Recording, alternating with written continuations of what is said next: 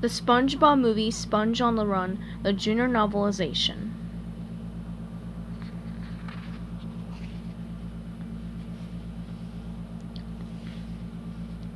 Chapter 9.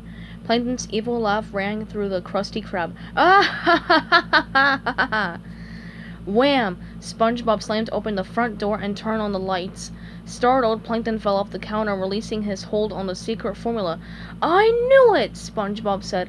"Ah!" Plankton screamed. Splursh! He landed in a soapy puddle on the floor and slipped around in the kitchen. "I knew I left my keys in here!" SpongeBob said. "Silly me!" Plankton kept slipping and sliding around the kitchen, unable to stand still and grab the secret formula. He reached for it, but it kept fluttering through the air, just out of his grasp. SpongeBob looked around. "Huh," he said. "No keys. That's weird. Where could they be?" Plankton zipped past SpongeBob and ricocheted off the kitchen wall, screaming, "Ah! Keys, keys, keys," SpongeBob muttered. "Where are my keys?" As SpongeBob searched the kitchen, Plankton zoomed all over, barely escaping serious injuries. "Where are those keys?" SpongeBob repeated. Bonk! Plankton slammed into the mop bucket. Since it was on wheels, the impact sent it rolling across the floor and past the deep fryer, knocking both of its knobs into the high position. The grease in the fryer started to bubble. "Keys, where are you?" SpongeBob asked, still searching. Whap! Plankton crashed into a wall, knocking sharp knives loose. They plummeted straight toward him, and he dove out of the way at the last second. Ah! He ran away from the knives, only to slip in another puddle and slide over to the "Caution Wet Floor" sign. The angled side of the sign acted like a ramp, launching Plankton into the air and toward the secret formula. He grabbed it.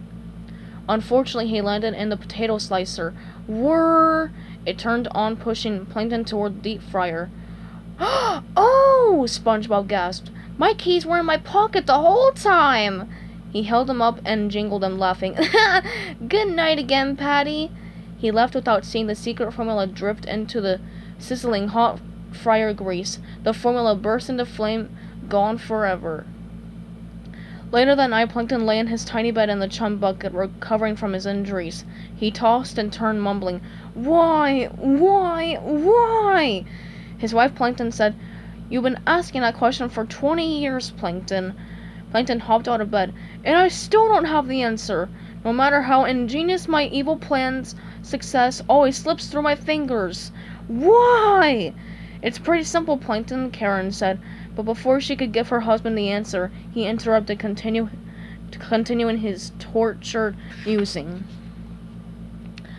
"When I was just a little lad, my parents taught me how to make chum," he said, pacing.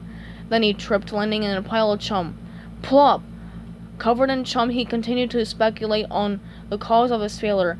"They taught me how to cook with the chum, how to open my own restaurant, and the importance of keeping that restaurant growing, regardless of how much plotting and scheming it took. But no matter what brilliant plan I came up to steal the Krabby Patty secret formula with, someone always stopped me." "It's not who you think it is," Plankton interjected. "It's crabs!" Plankton fumed. "Nope," said Plankton. "I'm sure of it," Plankton insisted. "It's crabs!" "No," Karen said. "Krabs is just the one inside your head, the one who always stops you, the one who you should fear. It's SpongeBob SquarePants." Plankton stopped dead in his tracks, stunned. "It is?" "Absolutely, it's SpongeBob who always ruins your plans." "No way," Plankton said. "But that's an interesting suggestion, Karen. Let me think a minute." So Plankton stood there in the chum bucket thinking. He remembered times when he'd tried to steal the secret Krabby Patty formula. He remembered a time when he'd tried to make off with the formula and gotten stuck on a balloon. Who was blowing up that balloon? SpongeBob. The sponge had plucked the formula out of Plankton's hands and locked it back in the vault. Plankton remembered another time when he'd disguised himself as the Krabby Patty and scurried across the floor of the Krusty Krab. But SpongeBob was doing an Irish dance and his foot stomped down, smashing Plankton in his disguise. Another time, Plankton had succeeded in opening the secret formula's storage vault, only to find SpongeBob inside with a birthday cake and a brightly colored banner that read, "Happy Birthday, Plankton." His mind went back to the time when he'd put explosives around the Krusty Krab to blow it up. But when he pushed down on the detonator's plunger, he only succeeded in blowing up a balloon, which SpongeBob was sitting on. He stopped thinking and turned to his computer wife. Karen, I just thought of something. All I have to do is get rid of SpongeBob, and the secret Krabby Patty formula is mine. Karen rolled her dignity's eyes. I don't know how you do it, Plankton, she said sarcastically. I amaze even myself sometimes, he said, smiling.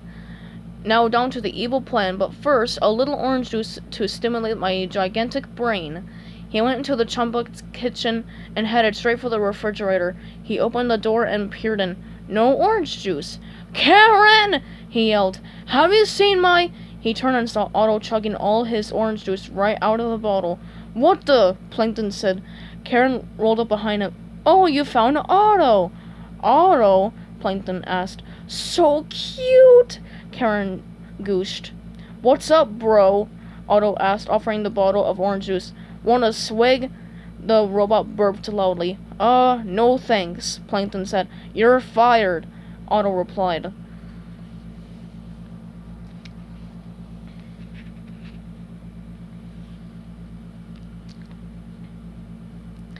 Stay tuned for Chapter 10 coming up soon.